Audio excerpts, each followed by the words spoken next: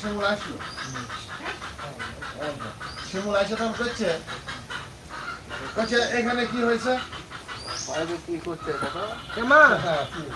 বুঝলাম। শিমুল শ্যামা এসে করছে কি হয়েছে এখানে,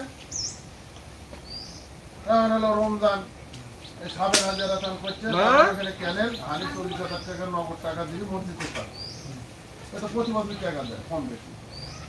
এখন বিষয়টা হলো আমরা মসজিদের কমিটির লোক আসছি এখানে 40,000 নগদ টাকা দিয়ে আপনি বলে দায়িত্ব পাঠাবেন আমার ওই জন্য আসছি এখানে। এখন রমজান করছে যে এটা মসজিদের বিষয়, মসজিদের 10 টাকা যেখানে বেশি সেখানে যাবে, এটা ছাত্র জন্য। এখন